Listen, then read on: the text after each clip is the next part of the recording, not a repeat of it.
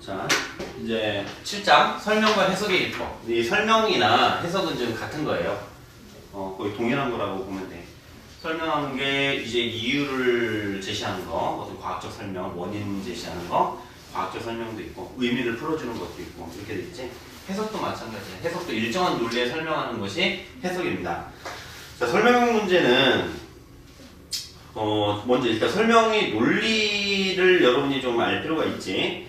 왜냐면 문제가 그냥 뭐 설명하시오 이렇게 주는 경우도 있지만은 많은 경우에는 그러니까 어떤 제시문을 활용하여 참고하여 근거하여 이런 표현들을 준단 말이야. 거기서 보듯이 설명이 지금 어떻게 되어 있습니까? 박스 안에 있는 거 보면 제시문 가와 제시문 나에서 주장하는 새로운 공간의 특징을 설명하시오. 뭐 이렇게 주기도 하고, 자료가 보여주는 두 현상을 문제의 두 입장들과 연관시켜 설명하시오. 그러면은 현상이 있고 그 현상을 문제 1의 입장들의 논리에 따라서 설명하는 그런 형태가 되기가 쉬워요. 그 제시문 가를 활용하여 라의 정보격차 현상을 설명하고 나 다를 활용하여 마의 전통적인 경영자와 대비된 새로운 경영자의 특성을 설명하시오. 현상 설명하고 여기서 어떤 특성을 설명하고 이렇게 돼 있죠. 이것도 가를 활용하여 그러면 이게 기준이 되는 거고, 가나다를 활용하여 이것도 기준이 되는 겁니다. 설명의 논리에서 기준이 된다는 거야. 그러니까 이런 방식이에요. 그리고 해석형은 이제 논술 동사가 해석하시오 이렇게 주는 거야. 설명하시오가 아니라. 그렇지만 그것도 뭐 하는 거다? 설명하는 것이다. 이렇게 알고 있으면 되지. 그림 이의 결과를 해석하시오. 이거 그림 이의 결과를 설명하라는 얘기예요. 제시문 다 각각의 입장에 근거하여 제시문 라이 실험 결과를 해석하고, 그리고 이에 대한 자신의 견해를 쓰시오. 이것도 마찬가지고. 그래서 이런 방식으로 주는데, 어쨌든 설명과 해석은 이제 동일한 유사한 형태로 답안을 구성하게 된다. 이렇게 알고 있으면 되고, 자, 설명형 문제를 한번 봅시다. 제시문 231쪽 설명형 문제는 어떻게 출제되는가 그랬죠?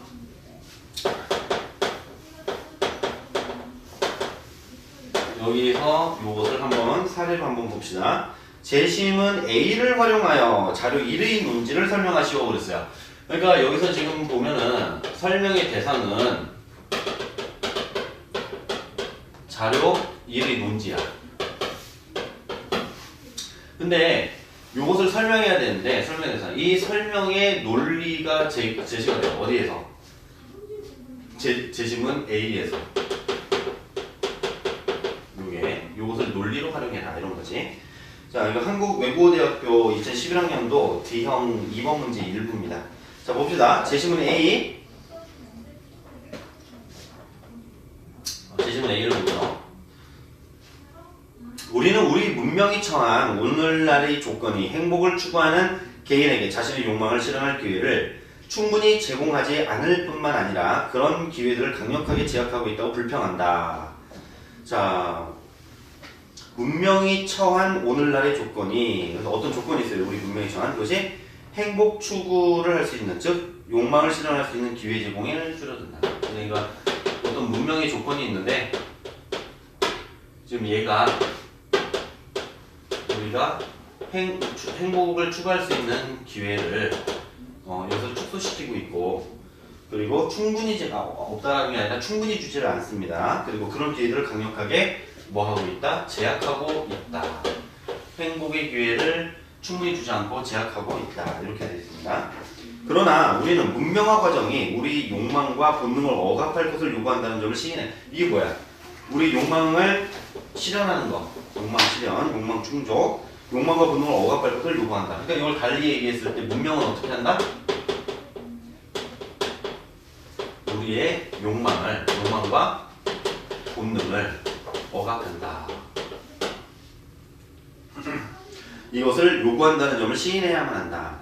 프로이트에 따르면 인간은 행복을 지속적으로 추구하기 위하여, 그리고 노동의 전문 활동에 생존하기 위하여 문명을 건설해야 한다. 문명은 뭐 때문에? 행복 추구와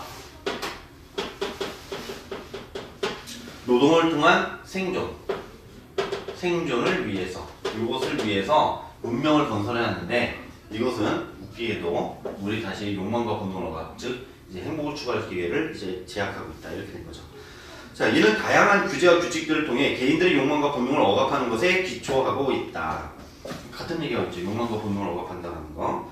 이런 의미에서 문명은 인류가 달성한 성과물들과 그런 성과들을 가능하게 만들기 위해 필요한 규제들이 총합으로 구성된다. 문명은 욕망과 본능을 억압할 수 있는 규제들의 총합이래. 요 총합으로 구성되어 있다.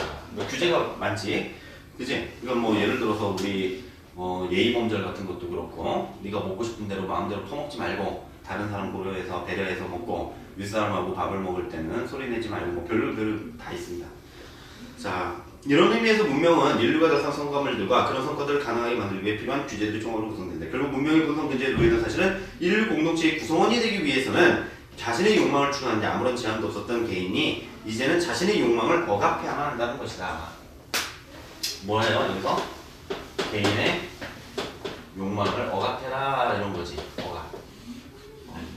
문명은 개인들이 욕망을 억압할 것을 요구한다. 이렇게 되는 거죠. 그지? 이게 뭐예요? 행복과 뭘 위해서? 생존을 위해서. 자, 자료 1. 자료 1을 보면 칼뱅주의가 16, 17세기 제네바, 네덜란드, 영국 등 유럽 전역으로 전파됨에 따라 프로테스탄티즘의 영향력은 급속히 확대되었다.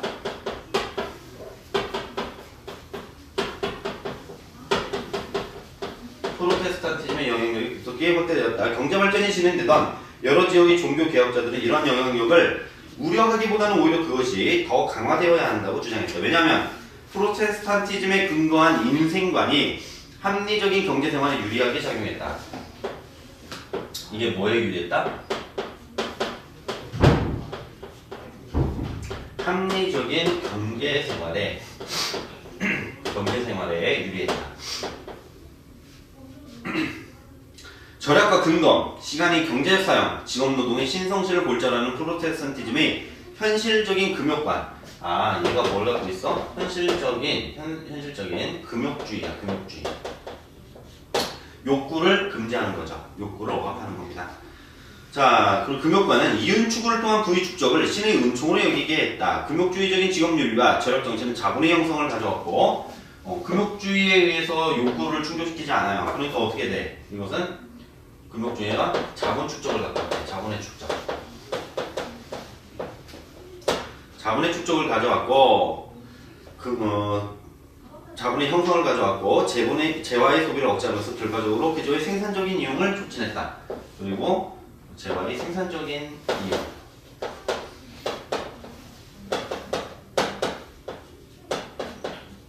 이것을 가져왔다.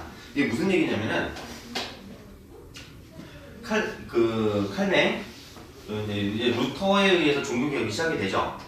그지? 루터에 의해서 종교개혁이 시작이 되고, 그런 다음에 이제 칼뱅, 츠윙글 이런 사람들에 의해서 프로테스탄티즘이 이제 거의 확고하게 자리 잡으면서 종교전쟁으로 이제 사실 나아갔지.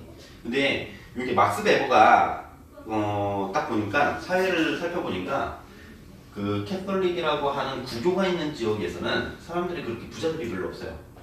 근데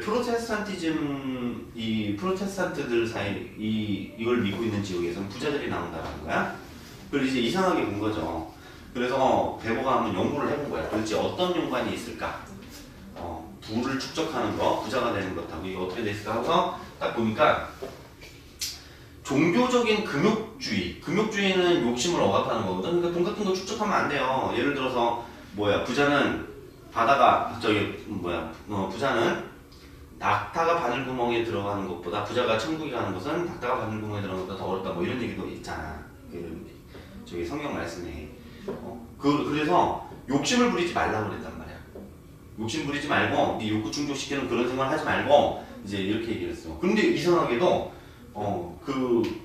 이 프로테스탄트들 사이에서, 그러니까 이제 그 카톨릭들 구교에서는 이제 그런 게 있었는데 여기서 왜 이게 돈을 이렇게 벌었을까? 이상한 거죠. 그래서 그걸 추적을 해보니까 여기에서 볼 때 칼뱅이 이제 예정설이 있었어. 예정설은 뭐냐면 구원이 미리 결정되어 있다는 거야. 구원이. 그래서 실제로 막스 베버는 뭐라고 하냐면 이 구원은 미리 결정되어 있어서 심지어는 우리가 기도를 해도 바꿀 수가 없고 신조차도 이걸 바꿀 수 없다. 뭐 이런 말까지 합니다. 예정돼 있다는 거야. 예정돼 있다. 근데 이 당시에 사람들한테 가장 중요한 것은 뭐예요? 구원이죠. 구원. 이제 기독교가 지배하는 사회에서 내가 과연 구원을 받느냐 안 받느냐 이게 가장 중요했다라는 거지. 그지? 자, 그런데 이게 예정돼 있대. 그런 이제 예정설이 이제 나왔으니까 요게 이 예정설에 따르게 되면은 나의 구원이 결정되어 있고 그럼 사람들은 이제 궁금한 거죠. 나의 최대 관심사는 구원인데 내가 과연 구원이 될까 안 될까 이걸 알고 싶은 거지. 그걸 알지를 못하죠. 확실히 불확실성이 있는 거야. 내 구원에 대해서 확신이 없는 거죠. 그런데 그러면 이제 그걸 어떻게 할까? 한 것이 이제 그것을 찾아내는 방법으로 나의 구원을 확인하는 방법을 이제 말을 하게 되는 거야. 그게 뭐냐면은 이 말 콜링. 콜링이 뭐야? 부르심이지. 부르심. 독일어로 이제 베루프라고. 이게 콜링이라고 하는 게 이게 직업이란 말이에요. 근데 콜이 되게 재밌는 게 직업이라는 단어가 이 부르는 거하고 되게 관련이 있어요. 말하는 거하고 vocation, 뭐 profession 그런 거. 프로페스가 공헌하다잖아. 보케이션도 보컬하고 관련이 있죠. 자, 근데 어쨌든 콜 부르는 거야. 부르는데 누가 부른 거야? 직업이라고 하는 것은 사실은 뭐야? 신의 명령인 거야. 신이 부른 거야. 넌 이 일을 해라라고 신이 부른 거기 때문에 신의 명령이면 어떻게 해야 돼? 무조건적으로 따라야 되죠. 무조건적으로 따르되 어떻게 해야 돼? 성실하게 따라야 되는 거야. 그지? 그러니까 직업 노동을 어떻게 하겠어? 이것 때문에 열심히 해야 되는 거야. 신의 명령에 충실하게 사는 삶을 사는 거죠. 그지? 그렇게 성실하게 합리적으로 살면 어떻게 돼? 그러니까 금욕해야 돼. 그지? 금욕해야 돼. 그러니까 막 돈을 벌었다고 막 쓰면 안 돼요. 돈 벌었다고 벤츠 사고 막 이러면 안 된다고. 나의 뭐 부를 과시하려고 그러고 자기 탐욕을 위해서 돈을 쓰면 안 되는 거야. 나의 욕구를 위해서. 그걸 위해서 돈을 버는 것도 아니야. 뭐야? 신의 명령이기 때문에 그 명령을 수행하느라고 내가 직업노동을 성실하게 하는 거고 그렇게 성실하게 하다가 보면 돈을 모으게 되는 거고 그렇게 모은 돈을 이제 축적된 자본이죠. 이것을 생산적으로 활용을 하는 거지 나의 소비 욕구를 만족시키려고 하면 안 돼. 왜냐면 금욕주의 때문에. 이해돼? 그래서 어떻게 하냐면 여기는 자꾸 부자가 되는 거야. 이 기업가 경영가가 나타나고 뭘로 확인하냐? 그래서 돈을 모으는 걸로 확인한다 이런 거야. 예정설에서. 막스 베버가 하는 얘기는 그거야. 그래서 직업노동이 이제 신성시대는 대단히. 왜? 신의 부르심이 있기 때문에. 이해돼요? 자, 그래서 이제 성실하게 노동하고 근검저축을 해야 되는 겁니다. 근데 그러면은 반면에 자신의 그러한 욕구를 충족시키기 위한 그러한 노동은 어떤 노동이 되겠어요? 탐욕스러운 노동이 아니라 그렇게 해서 소비를 하는 거. 탐욕스러운 소비가 되는 거고 탐욕스러운 자본 축적이 일어나는 거예요. 그지? 그럼 돼, 안 돼? 안 되는 거예요. 그래서 저기 같은 경우 이 막스 베버가 하는 얘기 천민자본주의라는 얘기도 하자. 페리아 캐피탈리즘. 천민자본주의가 되면 안 되는 거야. 게다가 신의 명령 중에 또 뭐지? 네 이웃을 사랑하라. 그런 거죠. 그런 명령이 있으니까 어때요? 자기가 모은 돈을 갖고 뭐 하는 거야? 기부해야 되는 거지. 자, 부의 축적을 신의 은총으로 여기게 됐다. 금욕주의적인 직업윤리와 절약 정신은 자본의 형성을 가져왔고 재화의 소비를 억제함으로써 결과적으로 그 재화의 생산적인 이용을 촉진했다. 활발한 경제활동을 통해 부를 축적한 시민계층들도 이러한 프로테스탄티즘의 생활방식에 적극적인 지지를 표명했다. 막스 베버가 프로테스탄티즘 윤리와 자본주의 정신에서 강조한 것은 이미 프로테스탄티즘의 종교윤리 속에 자본주의 정신이 배태되어 있었다는 사실이다. 자, 그러면은 우리가 이 제시문을 통해서 알 수 있는 게 뭡니까? 여기에서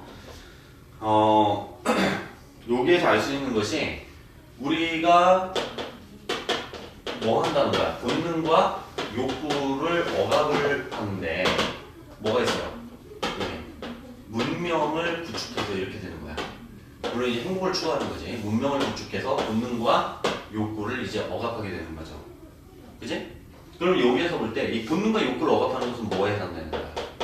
제시문 여기에서 볼 때 이거 설명해 자료 1의 논리를 여기를 논지는 이거지. 프로테스탄티즘의 윤리에서는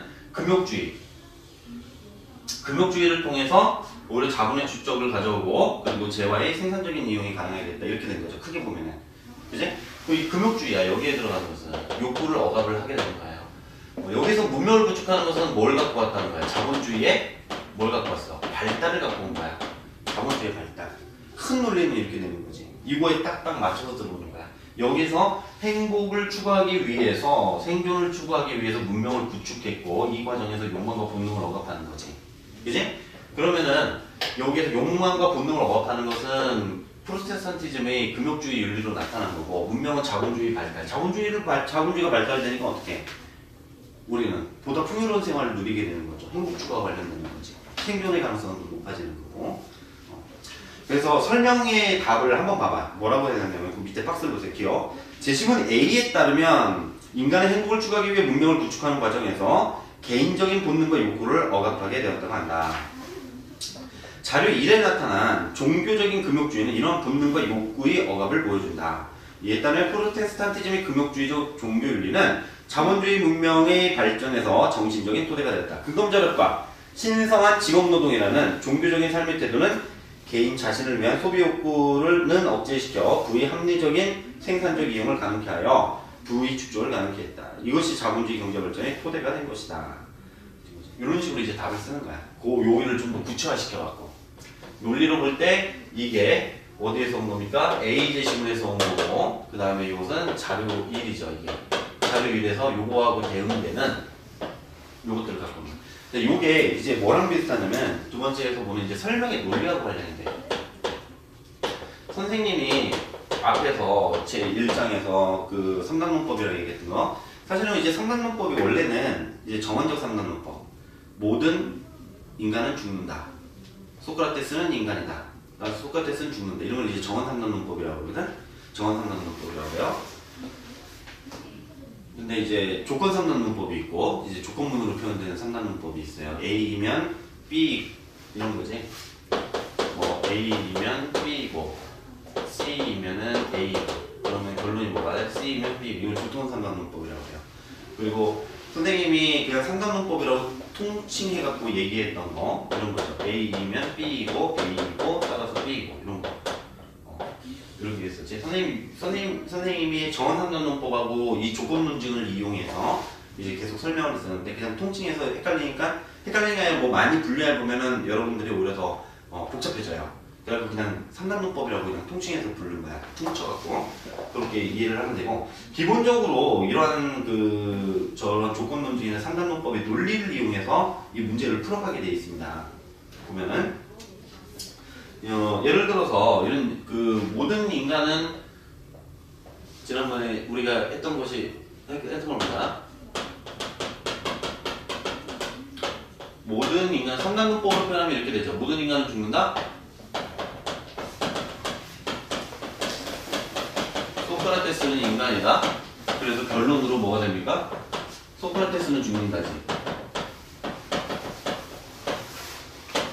그런데 이것을 이제 조건 논증으로 바꿔주면 어떻게 됩니까? 예를 들어서 뭐 모든 x에 대하여 뭐 x가 인간이면 x는 죽는다. 예를 들어서 뭐 이런 식으로 표현이 되고, x에다가 소크라테스를 넣어서 s가 인간이다. p면 q이다, p이다, q이다 이런 형식으로 바꾸는 거죠. 그래서 s는 죽는다. 이런 결론이 나온다는 거죠. 이제 이런 조건 논증은 이렇게 표현이 가능하다라는 거야. 그런데 여기에서 볼 때 이런 거죠.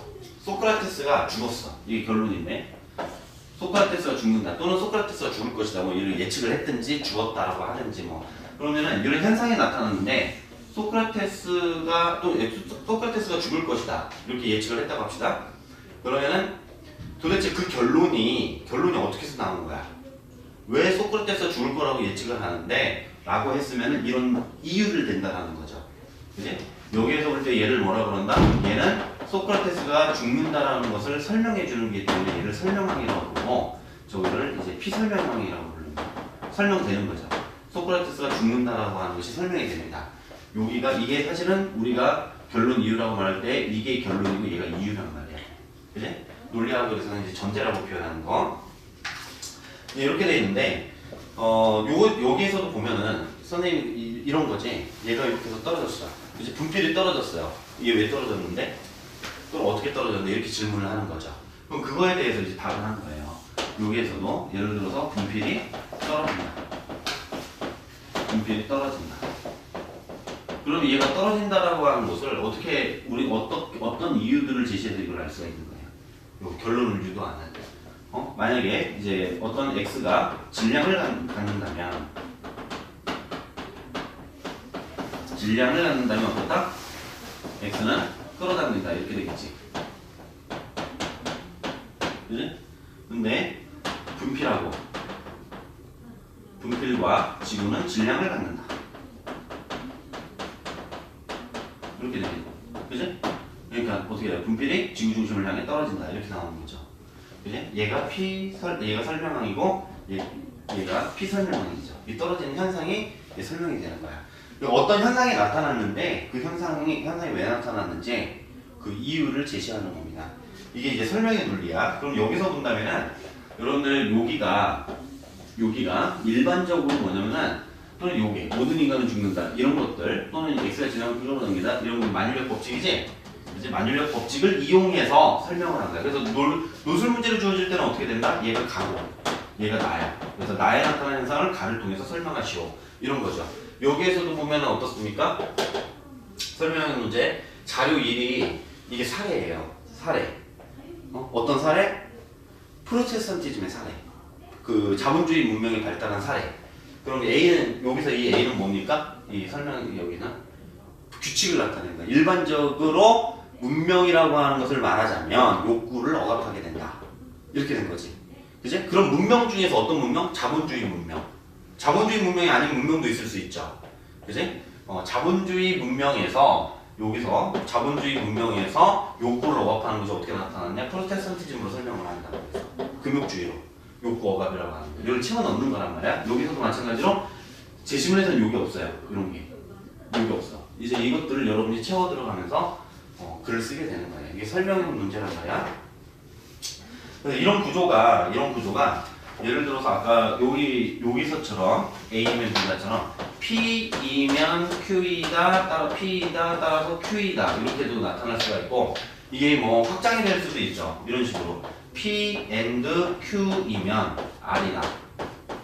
근데 P이다 그리고 Q이다. 그럼 뭐가 나오겠어요? 그러면은 R이다 이렇게 나오겠지. 그치? 요 조건들을 충족시키는 거 이걸 가지고서 얘기를 하는 거예요. 이런 문제들을 요것을 이제 한번 보면 되는데 이게 예를 들면은 지금 이런 거 갖고 얘기했지만은 우리가 저기를 우리가 한번 정의라고 하는 개념을 정의하는 거와 관련해서도 이 얘기를 할 수가 있어. 개념 정의를 가지고 한번 보자.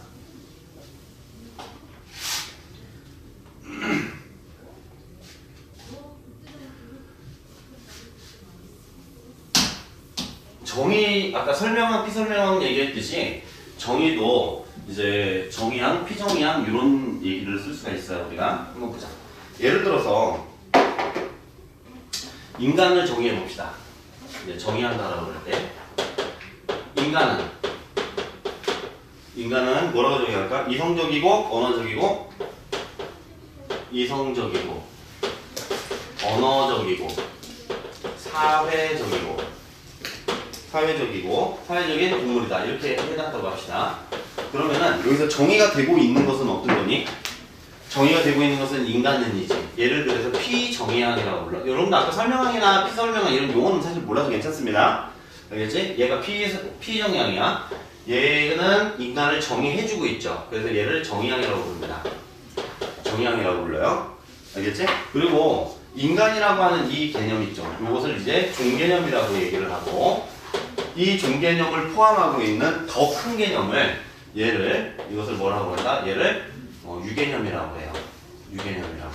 그러면은 인간이라고 하는 것은 동물이라고 하는 집합 속에서 이게 동물 집합이거든. 그 중에서 여기에 인간이 있고 여기에 뭐 개도 있고 돼지도 있고 뭐 소도 있고 막 이렇게 있을 거예요. 동물들이. 그지? 이 집합에서 인간 집합에 대해서 얘기를 하는 거예요. 근데 이 인간 집합에 대해서 뭘 얘기하냐면은 다른 동물들과 차이를 가지고 있는 그 차이, 인간만이 가지고 있는 고유한 특징으로서 다른 동물들과 차이를 만들어주는 거. 그래서 다른 종들과 차이가 나타나기 때문에 얘를 종차 개념이라고 불러. 그래서 이렇게 돼 있어. 종 개념은 종차 개념 플러스 유개념 이런 식으로 정의가 되는 거야. 인간은. 종차의 특징으로 종차로 제시하는 것이 이성적이고 언어적이고 사회적이다 이렇게 세 가지가 제시가 됐죠. 그지? 자 그러면은 예를 들어서 우리가 뭐 예를 들어서 이럽시다. 사이보그 이제 이걸 가지고 한번 해봐. 여기서 뭐 알파고라고 해놨었지만 우리 책에서는 사이보그라고 합시다. 사이보그가 인간일까 아닐까? 근데 제시문에서 어쩌고저쩌고해서 사이보그가 인간이라고 이제 얘기를 했다고 합시다. 사이보그도 인간이다. 그러면은 이렇게 되겠지? 이 특징을 가지고 있어야 되는 거야, 사이보그가 이성적으로 판단할 수 있을까? 아, 얘 보니까 컴퓨터 칩으로 생각을 해. 수많은 컴퓨터를 딱 연결이 돼갖고 이거 할 수 있어. 합리적이야. 이성적이야. 이 대화를 할 수 있을까? 아, 보니까 대화도 잘하네. 사이보그가 이 말도 할 수 있고 사회적인 행동도 해. 사회적인 행동도. 예를 들어서 사이보그한테 야, 물 좀 갖고 하면 물 갖고 오고, 또는 내가 이렇게 울고 있으면 와갖고 위로도 해줘요. 그러네. 그런데 뭐 예를 들어서 여기서 사이보그는 동물이 아니야. 동물은 아니지. 그지? 인간하고 똑같은 이런 탄소화물은 이제 아닐 수도 있는 거죠. 근데 만약에 그 물질 여기에서 이것을 의심하지 않고 이것만 갖고서 본다면,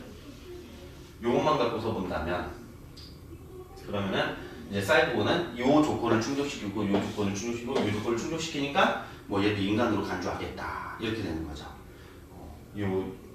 예를 들어서 선생님이 이 동물이다가 이게 좀 이상하면은 동물이다. 사이보그는 동물 아니잖아요. 그게 의심스러우면 이렇게 해도 되겠지. 선생님이 만약에 저기가 되시죠.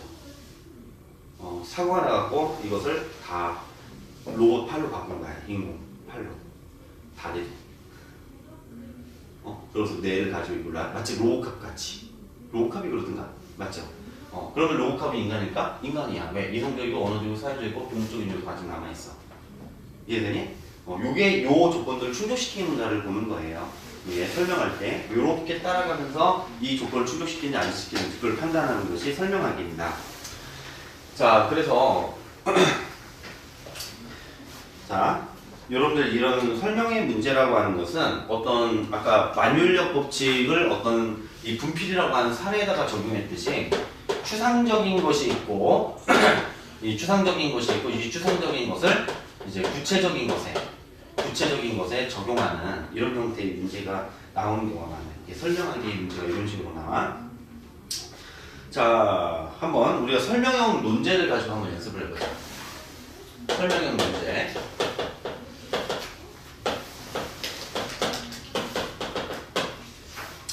제시문 가를 바탕으로 제시문 나의 플레밍과 제시문 나의 하틀리 과학적 발견 과정에 들어있는 창의적인 생각을 찾아내어 근거와 함께 설명하시오 그랬어요.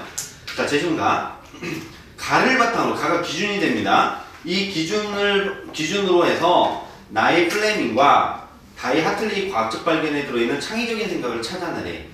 그걸 설명하라고 그랬어. 그러면 어떤 것이 그런 것이냐 한번 찾아보자. 칸트에 따르면 원래 문제는 가를 바탕으로 라는 말은 없었는데 이걸 넣는 것이 좀 더 정확합니다. 서울대학교 문제였어요, 옛날에.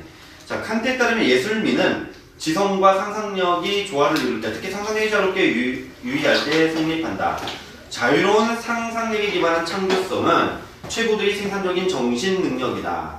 예술은 단순한 여웅이나 장식이 아니고 보편 가치로서의 미를 추구하기 때문에 예술가의 창조성은 필수적이다. 비단 예술가뿐만 아니라 모든 분야에서 선도적 역할을 맡는 인물들에게도 이 조건이 요구된다. 자, 여기서 찾으라고 하는 거 가에서 보면은 창조성, 창의적인 생각하고 관련돼요. 창의적인 생각. 그럼 창의적인 생각이라고 하는 것이 어떻게 될까? 여기서 보면은 지성과 상상력이 조화를 이룰 때 예술미를 이뤄. 예술미를 만들 때 창의성이 작동하죠. 근데 거기에서 작동하는데 그 창의성이 작동할 때 뭐가 돼 있었냐면 여기서 지성이 있어야 되고 상상력이 작동을 해야 됩니다. 상상력만 작동하면 안 돼요. 지성적인 요소가 못 빠지면 안 된다고. 상상력이 작동을 하게 됩니다. 그리고 자유로운 상상력에 기반한 이런 창조성은 최고도의 생산적인 정신 능력이다. 그래서 예술은 단순한 영이나 장식이 아닌 보편에서의 미를 추구하기 때문에 예술가에게 창조성 필수 조건이다 했어요. 자, 상상력이 있어야 되고 생산성이 있어야 되고 그리고 보편 가치하고 연관이 있어야 됩니다. 보편성, 보편 가치라고 해도 좋고 창의적인 생각이랑 이런 거하고 관련이 있어야 된다는 거야. 자, 그러면은 이게 요거 가를 바탕으로 플레밍과 다이 하틀리 과학적 발표 과정에 들어있는 창의적 생각을 찾아내네. 자, 봅시다. 세균학자 플레밍은 제1차 세계대전에서 부상당한 많은 사람들의 세균 감염 때문에 죽어가는 것을 보고 세균 성장을 억제하는 물질을 찾기 위한 연구를 하고 있었다. 1928년에 그는 상처의 고름에서 포도상 구균을 분리하여 배양하던 중 우연히 곰팡이에 의해 오염된 배양 접시를 보게 되었다. 지금 나에서 이제 플레밍이 실험을 하고 있었죠. 포도상구균 배양하던 중에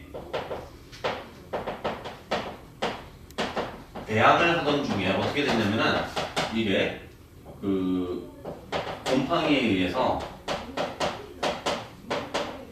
접시가 오염이 됐지. 그치? 접시가 오염이 됐어요. 그럼 어떤 거야, 이 실험은? 포도상구균을 배양하던 실험은 실패한 실험이죠. 그치? 그런데 이게 실패한 실험, 쓰레기통으로 들어갔어야 되는데 쓰레기통 안 집어넣었어요. 배양 접시를 보게 됐어요. 근데 곰팡이가 자란 주변에는 포도상구균이 없는 맑은 띠가 형성되어 있었다. 발견한 게 뭐야, 지금? 여기서 뭔가를 발견했지. 곰팡이 주변에는 맑은 띠가 있었어. 맑은 띠가. 지금 맑은 띠가 의미하는 것은 이 포도상구균이 없다. 구균이 없다라고 하는 것을 이걸 발견한 거죠. 그치? 그럼 우리는 무슨 생각하겠어? 일반적으로. 곰팡이가 포도상구균을 어떻게 했다? 죽였네. 이렇게 생각을 하겠죠. 그지? 근데 그렇게 보지를 않고, 곰팡이로부터 멀어질서 포도상구균의 균체를 선명하게 볼 수 있었다. 근데 이를 매우 흥미롭게 생각한 플레밍은 그 곰팡이를 채취하여 배양하였다. 그리고 배양 접시에서 곰팡이를 제거한 다음에 배양액을 800pp까지 희석하여 이 배양액이 포도상구균의 성장을 억제한다는 사실을 발견했다. 자, 근데 그 다음 문장이 나와. 이 발견은 곰팡이 자체가 아니라 곰팡이가 생산한 어떤 물질, 즉 곰팡이 자체가 아니야. 이게 아니라 곰팡이가 생산한 어떤 물질이 포도상구균을 죽이더라라고 말을 한 거지. 생각을 한 거죠. 우리가 일반적으로 생각하는 곰팡이가 죽일 것 같은데 그렇게 하진 않고, 곰팡이가 생산한 어떤 물질은 눈에 보여, 안 보여? 안 보이는 거죠. 눈에 보이지 않는데도 불구하고 뭐 한 거예요? 상상을 한 거지. 그러니까 여기에서 보면은 지성의 요소가 있어. 지성의 요소는 뭐가 있습니까? 맑은 띠를 형성했다라는 것을 알게 됐고, 그리고 배양액을 통해서 이 포도상구균이 죽고 있다라는, 그 배양액이 죽인다는 걸 알고, 그래서 곰팡이가 생산한 어떤 물질, 보이지 않는 어떤 물질이 있을 거라고 상상을 한 거죠. 그치? 그래서 뭘 하게 됩니까? 그래서 여기에서 결국은 페니실린을 이제 발명하게 되는 겁니다. 페니실린이라는 과학적 발견이 일어나는 거죠. 그치? 그 다음에 뭐예요? 이것은 과학 발전과 의학 발전과 인간의 생명 보존에 이제 도움이 되는 거지. 보편성. 이렇게 해서 설명을 해줘야 되는 거야. 창의적인 생각이라고 할 때. 이해되니? 여기에서 말한 이 조건들을 하나하나 설명해 들어가는 거예요. 이게 지성은 여기서 발견된 것이죠. 사실 이거 버렸어야 되는데 버린 것이 아니라 어떻게 하냐면은 맑은 띠가 형성돼서 포도상구균이 없어진 것을 알게 된 거지. 그 다음에 상상력. 곰팡이가 아니라 곰팡이 생산한 어떤 물질이 존재하는 게 보이진 않지만 그게 존재할 거라고 가정을 하고 가설을 설정한 거죠. 그 존재할 것이라고 가정을 하는 거. 그 다음에는 발견을 해냈고, 그 다음에는 인류에게 기여를 한 거고. 그지?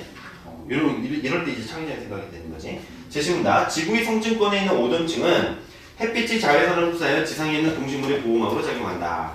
지상으로부터 약 15에서 40km 떨어진 대기권에 오존이 밀집된 층이 존재한다는 사실은 어떻게 발견되었을까? 지구상의 모든 생명활동을 지속시키고 기후를 결정하는 에너지 대부분 태양으로부터 공급된다. 태양 광선에서 가시광선 이외에도 자외선 등의 파장이 짧은 전자기파와 적외선 등의 파장이 긴 전자기파가 있다. 그런데 표면 온도가 약 6000K인 흑체 복사, 흑체란 밑에 주소 보세요. 외부에서 주어진 빛을 완전히 흡수했다가 재방출하는 물질을 뜻하면 흑체가 방출하는 복사를 흑체 복사라고 한다. 태양은 흑체에 가까워. 그러므로 흑체 복사 스펙트럼을 태양이 방출한 복사 스펙트럼으로 간주할 수 있다. 자, 그랬습니다. 흑차 복사에서 예측한 스펙트럼과 지구 표면에서 측정한 태양 광선의 스펙트럼을 비교해보니 그림 1과 같았다. 그림 1을 봐봐. 지구 표면에서 측정한 태양 스펙트럼이 있고 표면 온도 6000K인 흑체 복사 스펙트럼이 있죠. 근데 그 위에 있는 거 복사 에너지 세기를 놓고 봤을 때 어떻게 되냐면은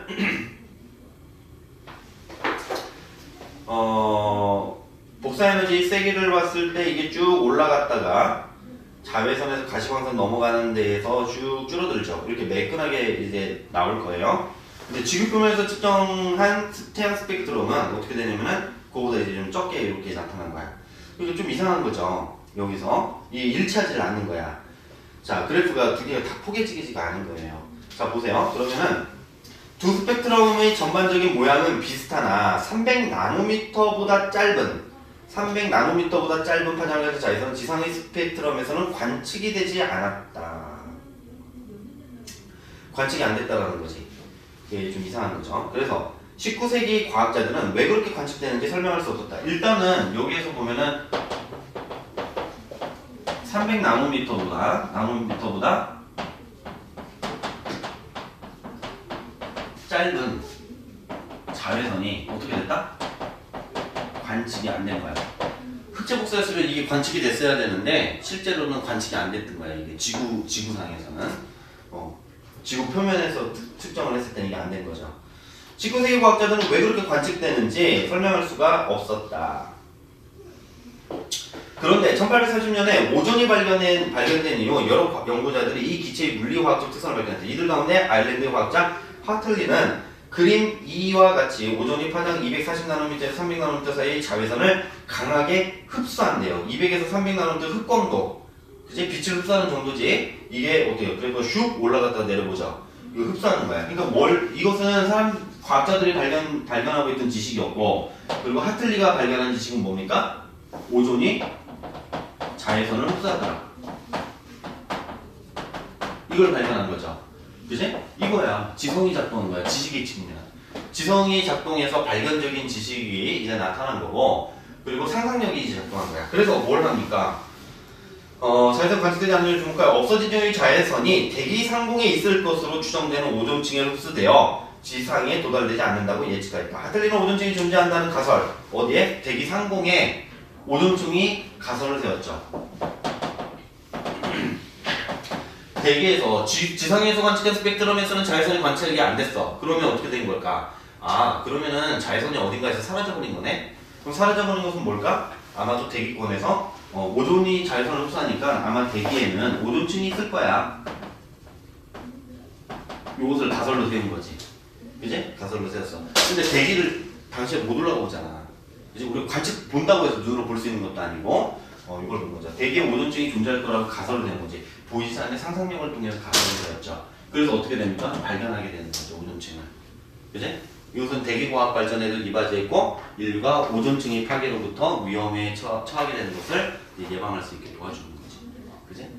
설명을 하라고 할 때 창의적 생각, 하틀리의 창의적 생각은 이렇게 나타났다. 얘는 지성적인 측면에서 볼 때 발견 지식인 이론 지식하고 이론 지식을 이제 가지고 있었고, 보이지 않는 오존층을 대기 상공에 존재한다고 가설을 세운 것이다. 이로부터 이런 발견을 하게 됐기 때문에. 그래서 요 요소들로 쪼개갖고 요걸 하나하나 대응시켜가면서 설명해가는 그런 형태의 답안이 돼야 된다. 그게 분석적인 답안이 되지. 이해되니? 이런 방식으로 일단 설명의 논리를 설명했습니다. 됐지?